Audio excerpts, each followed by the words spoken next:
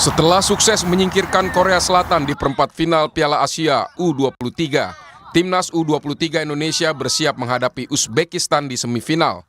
Para pemain sudah tampak berlatih pada Minggu pagi. Garuda Muda tak gentar, adu kekuatan dengan Uzbekistan yang pernah jadi kampiun turnamen yang sama di 2018. I just want to say this is we have a new continued journey because this is not the end. We have big target. We want to be champion here. Jadi juara juga ditargetkan Uzbekistan. Usai mengalahkan Arab Saudi, pelatih timnas U23 Uzbekistan, Timur Kapatse, mengatakan timnya akan langsung fokus berlatih menghadapi Indonesia di semifinal. Uzbekistan tak akan memandang remeh timnas U23 Indonesia. Uzbekistan tak akan memandang remeh timnas U23 Indonesia setelah mengalahkan Korea Selatan di babak perempat final dan menumbangkan Australia di penyisihan grup A. Qarshi jamoaga imkoniyat qoldirmasdan bizga kerakli natijani qo'lga kiritdik va yo'limizda, maqsadimizda davom qilyapmiz. Eng xursand bo'lganimiz ham shu. Xudoga shukr. O'shaning uchun hammani g'alaba bilan tabriklayman. Davomli bo'lsin. Inshaalloh keyingi uchrashuvga tayyorgarlik boshladik. Seluruh punggawa Garuda Muda telah bekerja keras mencetak sejarah melaju hingga semifinal, termasuk para pemain keturunan yang baru menerima kewarganegaraan Indonesia. Ada 4 pemain diaspora di skuad Garuda Muda saat ini, yaitu Rafael Struijk yang telah mencetak 2 gol. Struijk bermain untuk klub Belanda ADO Den Haag. Struijk memiliki darah Indonesia dari sang ibu yang keturunan Jawa. Kemudian Ivar Jenner yang bermain di tim Liga Utama Belanda, FC Utrecht. Ivar memiliki nenek asal Jember, Jawa Timur. Nathan Chuaon juga bermain di klub kasta tertinggi Liga Belanda SC Heerenveen. Kakek Nathan berasal dari Semarang, Jawa Tengah. Sementara Justin Hapner yang bermain di klub Jepang Cerezo Osaka punya kakek berasal dari Makassar, Sulawesi Selatan. Rafael Struijk menyebut dia menyesal tak bisa bertanding di semifinal karena akumulasi kartu kuning. Dia berharap Indonesia lolos dan bisa tampil kembali di final. What do you think about the yellow card? Yeah, I think it's a bit stupid for me, to be honest, but it happened. Now we have to move on. I will support the team from the stands and we will get to win hopefully, and then I can play in the final. Partai semifinal Indonesia kontra Uzbekistan bakal berlangsung di Stadion Abdullah bin Khalifa, Doha, Qatar, Senin malam. Sekali lagi, pasukan Garuda akan berjuang keras demi juara dan memastikan satu tempat di Olimpiade Paris 2024. Besok malam, Timnas U23 bakal bersua Uzbekistan di semifinal Piala Asia U23. Kita akan membahasnya bersama mantan pemain tim nasional, Christian Gonzalez, dan pengamat sepak bola, Gita Suwondo. Selamat malam, Bung Christian, juga Mas Gita. Selamat malam. Assalamualaikum. Waalaikumsalam. Saya ke Bung Christian dulu. Melihat tampilnya Garuda Muda, ini junior-juniornya Mas Christian, ini bagaimana? Banggakah melihat timnas saat ini? Ya, seorang pemain, saya memang bangga sekali ya. Apalagi mereka mari lawan Jordania, mereka luar biasa. Apalagi kemarin lawan Korea, saya lihat mereka tenang dan disiplin waktu main lawan Korea. Kalau Mas Christian lihat peluang lawan Uzbekistan nanti seperti apa sih? Bagaimana biasanya gaya permainan Uzbekistan kalau menurut pengalamannya Mas Christian? Ya, saya kemarin dia pertandingan lawan Arab Saudita, dan untuk saya ya, saya yakin nanti timnas kalau main seperti lawan Korea dan fokus dan disiplin, pasti kita bisa punya hasil bagus. Nah, kalau lihat timnas ini saya ingat Mas Gonzalez beberapa tahun yang lalu ya, betapa euforia saya juga semangat kalau untuk mendukung timnas. Nah, menurut Mas Gonzalez apa sih yang jadi perbaikan di timnas sekarang sehingga bisa berprestasi sampai saat ini tuh apa sih yang semakin baiknya itu apa? Untuk saya sendiri, waktu kemarin mulai lihat timnas U23 Piala Asia, disiplin mereka itu untuk pemain disiplin itu luar biasa kemarin mereka. Itu saya suka. Dan juga kemampuan mereka tidak terlalu panik, main tenang. Iya betul, bermainnya lebih tenang dan disiplin juga. Kalau Mas Gita, kita kan sebenarnya kalau dari track recordnya belum pernah menang melawan Uzbekistan. Tapi kalau kita lihat performa 4 laga sebelumnya, kita yang debut di Piala Asia U23 bisa menggedor sampai ke semifinal, harusnya tetap optimistis ya? Ya, kita udah ngalahin Korea yang jelas ya, bahwa dengan permainan yang luar biasa, bahkan bisa dibilang dalam 4 pertandingan yang sudah kita mainkan, secara permainan kita tidak kalah dengan lawan-lawan kita. Bahkan dalam kekalahan melawan Qatar sekalipun kita lebih banyak penguasaan bola, bahkan pada saat kita bermain dengan 10 pemain. Ya. Mungkin melawan Uzbekistan akan lebih berat, kenapa? Karena berhadapan dengan Qatar, berhadapan dengan Yordania, berhadapan dengan Korea Selatan, mereka masing-masing membawa 3 pemain yang sudah main di sektor senior. Sedangkan Uzbekistan ini adalah tim dengan 12 pemain yang sudah mengecap caps senior. Indonesia sendiri 14 kan, 9 diantaranya pemain inti yang sudah pernah bermain di senior. Jadi lebih kurang seimbang ya. Kemudian yang mungkin harus kita lebih garis bawahi adalah bagaimana kita menuntaskan peluang pada saat kita harus killing the game. Kemarin kan pada saat kita sudah unggul 1-0 melawan Korea Selatan, kita tidak bisa mencetak gol kedua lewat Marcelino Ferdinand. Ya. Kemudian dari serangan balik Korea Selatan mereka mendapatkan gol, menjadikan kedudukan 1-1. Betul. Pada saat babak kedua di mana kita lebih banyak juga menekan, kita tidak bisa membuat keadaan menjadi 2-1, 3-1, 4-1, 5-1 dari 4 peluang kita. Dan dari serangan balik lewat 2 pemain mereka bisa menciptakan gol balasan. Ya. Dan saya lihat dari 12 gol yang sudah diciptakan oleh Uzbekistan, 7 diantaranya datang dari serangan balik. Itu yang harus kita waspadai. Oke. Lini belakang benar-benar tidak boleh teledor jadi. Jangan sampai kejadian di menit 84 terulang ya, karena itu momen paling greget jujur saya Mas Gita waktu itu. Kalau terulang kemasukan seperti lawan Yordania lah, kita udah unggul 3-0, kita udah di atas angin, kemasukan teledor sedikit nggak apa-apa, tapi artinya kita harus killing the game. Cetak gol pertama, kita harus bikin gol kedua di saat kita punya kesempatan.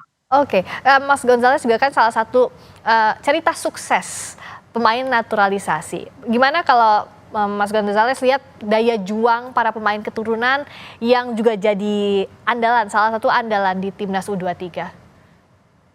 Ya kita harus kasih apresiasi sama mereka ya, karena mereka datang juga untuk bikin nama negara Indonesia harum dan bisa lebih bagus. Dan saya lihat mereka penting mereka bisa main kompas lawan pemain kita lokal ya. Ya. Saya lihat sendiri di lapangan tidak kelihatan wah ini pemain lokal atau ini naturalisasi. Saya lihat mereka kerja kompak itu paling penting. Dari mana naturalisasi atau apapun itu, yang penting Garuda di dadanya Mas Gonzales itu terjaga sampai sekarang ya. Itu yang jadi kebanggaan dan betul, luar biasa. Itu jadi alasan untuk bertahan dan juga membela Indonesia lewat sepak bola. Nah, kalau Mas kita lihat dari performa timnas lain, waspada serangan balasan, apalagi yang harus Shin Tae-yong baca dari permainan Uzbekistan lawan Saudi misalnya. Kan kita lihat juga banyak sekali drama-drama, drive-drive yang dilakukan oleh para pemain ya, karakter pemainnya. Nah, apakah ini juga harus diwaspadai oleh Shin Tae-yong dan anak didiknya? Dan kalau kita lihat ya, mungkin dari 4 pertandingan yang sudah kita lakukan praktis melawan Australia, di mana kita tidak mendapatkan permainan yang agak tricky dari lawan ya. Mereka bermain polos gitu loh, mereka bermain sportif, mereka tidak ada gerakan-gerakan yang mencoba untuk tricky terhadap wasit. Bahkan pada saat melawan Korea Selatan pun ada gerakan-gerakan lawan yang juga akan agak membahayakan kalau kita tidak waspada. Ini yang benar-benar harus kita waspadai. Juga Shin Tae-yong harus memikirkan, pasti sudah dia pikirkan siapa akan menggantikan posisi Rafael Struijk yang tidak bisa bermain karena terkena akumulasi dua kartu kuning. Itu yang juga harus diperhatikan oleh Gonzales. Intinya adalah kita harus memanfaatkan semua peluang yang kita dapat karena ini fasenya fase knockout. Dua-dua tim sudah punya juara. Kelebihan kita seperti yang dikatakan oleh Christian Gonzales tadi, bagaimana kita sebenarnya percaya dirinya sangat tinggi. Lini belakang kita tenang dalam menghalau serangan. Kalaupun kita kemarin kemasukan gol kedua Korea Selatan lewat serangan 2 pemain mereka, itu lebih karena kita benar-benar bernafsu untuk menciptakan gol ketiga sehingga kita teledor untuk menjaga belakang. Ini yang benar-benar harus kita perbaiki nanti. Dan kalau Mas Gonzalez lihat selama ini kerja timnya, teamworknya sudah baik ya, pemain naturalisasi ataupun tidak pengaruh begitu ya Mas Gonzalez? Untuk saya nggak pengaruh, saya lihat 11 pemain asli Indonesia. Ya, betul. Dan kalau Mas Gonzalez lihat bagaimana pro kontranya, jadi agar jangan kita tuh terfokus di warganet itu ya, debat soal naturalisasi atau tidak. Kan kita semua sepakat ya, semuanya timnas sudah jelas-jelas berkeringat untuk membela timnas Indonesia. Bagaimana meyakinkan ini Mas Gonzalez sebagai legenda sepak bola? Ya, untuk saya sendiri kalau memang mereka ada keturunan di Indonesia ya, keturunan di Indonesia, mereka juga ingin main untuk negara keluarga mereka. Iya, betul. Saya setuju, untuk saya tidak ada masalah. Betul. Dan yang paling penting bagaimana menyiapkan mental jelang semifinal. Mas Gonzalez, kalau biasanya sudah di level yang semakin tinggi, semifinal, final, itu kan tekanan mentalnya juga semakin tinggi ya. Kuncinya kalau dari Mas Gonzalez apa sih melewati stage-stage itu?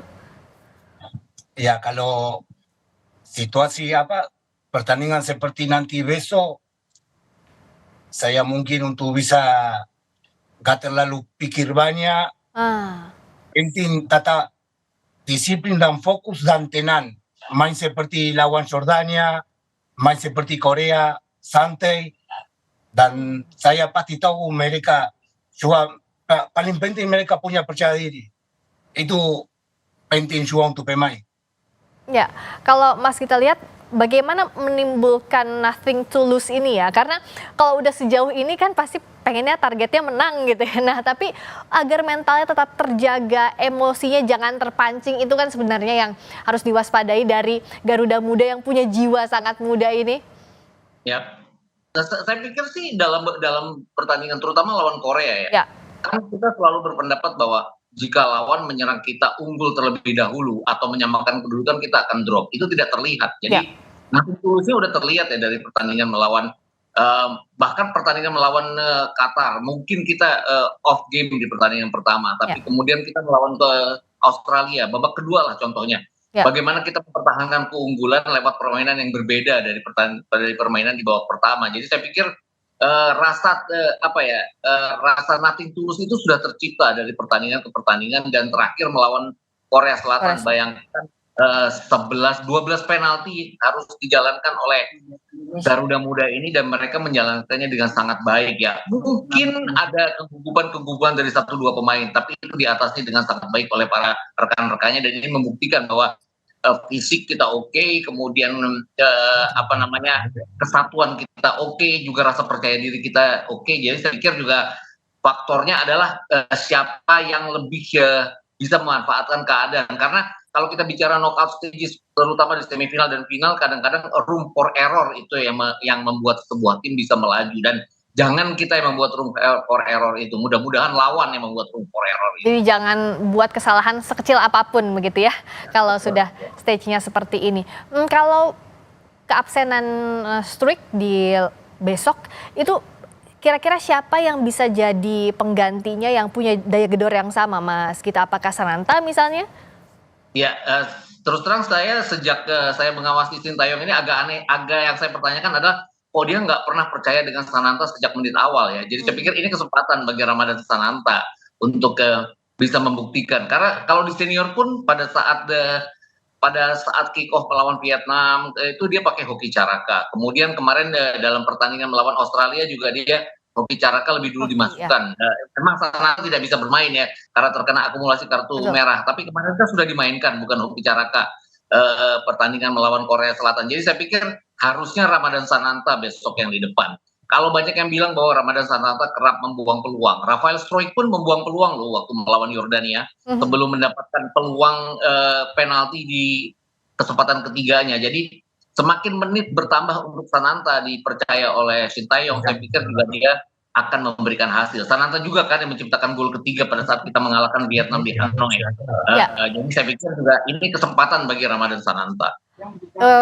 Kalau kita sama-sama lihat performanya, semua pemain timnas U23 ini punya kualitas yang baik. Tapi kalau dari kacamatanya Mas Gonzales, siapa pemain yang punya performa baik dari beberapa laga terakhir? Pemain kuncinya siapa kalau menurut Mas Gonzales? Saya lihat semua tim ya, semua pemain, tapi untuk kalau saya pilih Marcelinho sama Witan. Marcelino dan Witan. Kenapa itu, Mas Gonzales? Ya karena saya lihat sudah pernah lihat Marcelinho ya, dia tetap konsisten dan saya senang sekali lihat Witan, dia lebih maju terus, seperti lebih punya percaya diri. Ya, dia percaya diri. Kalau dari Mas Gita, apakah Marcelino juga punya peran penting begitu nanti bekerja sama di semifinal besok, termasuk Witan juga yang kita tahu gol sebelumnya saat lawan Yordania juga 1-2-nya bagus sekali dengan Marcelino. Gimana Mas Gita? Ya, saya pikir dua pemain itu kuncinya. Terus mungkin ditambah dengan Rizky Ridho ya. Ini kalau Rizky Ridho bisa dibilang adalah center back modern saat ini. Ingat bagaimana dia maju ke depan dan tidak mundur kembali untuk mendapatkan umpan Marcelino sehingga dia bisa memberikan assist pada Witan pertandingan melawan Yordania. Juga ketenangannya di lini belakang ini yang saya pikir juga salah satu kunci keberhasilan kita. Saya pikir tiga pemain ini, kalau kita boleh bicara pemain yang lain, peran dari Nathan juga seperti unsung hero ya. Tidak terlihat karena perannya dia di tengah kadang memang tidak terlihat, tapi dia benar-benar menggalang lini tengah sehingga membuat kita menguasai lini tengah di 4 pertandingan yang sudah kita mainkan. Iya, ibaratnya Nathan itu ada di mana-mana kalau kata netizen ya saat permainan. Dan dia kan tipe pemain seperti saat modern sekarang ini ya, dia bisa bermain di segala macam posisi. Siapa yang menyangka dia bisa menggantikan posisi Ivar Jenner pada saat Ivar Jenner kena kartu merah pertandingan melawan Qatar, kemudian dia bisa bermain juga di posisi bek kiri pada saat Pratama Arhan harus keluar karena cedera. Jadi dia lengkap lah pokoknya. Kayaknya kalau jelang pertandingan nggak lengkap kalau nggak tebak-tebakan skor ya. Semoga ini jadi doa juga ya dari kita. Kalau dari Mas Gita berapa? Aduh, saya sih suka salah nih kalau nebak skor. Sama, takutnya juga salah. Coba inginnya berapa sih yang kita cetak golnya?